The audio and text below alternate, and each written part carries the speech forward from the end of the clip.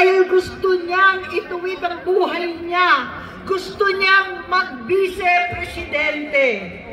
Hindi siya pinalad at lalong nagkaroon ng oras para sa bisyo. Simula noon, naging malabo sa amin ang lahat.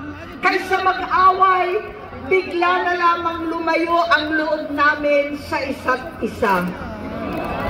Noong 2016, kasabay ng kampanya ni dating Pangulong Duterte laban sa droga, lumabas ang pangalan ni Bongbong sa listahan.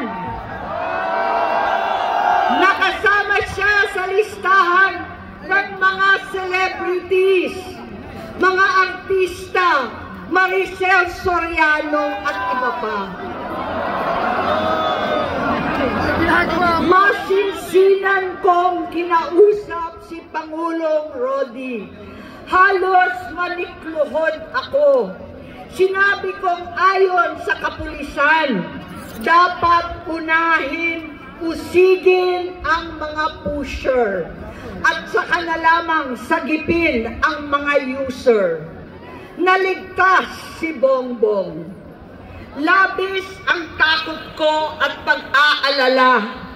Kinausap ko siya at nagsabi siyang talagang siya ay nagbabago na. Muli at lagi, hindi ako nawalan ng pag-asa. Ako'y naniwala ulit.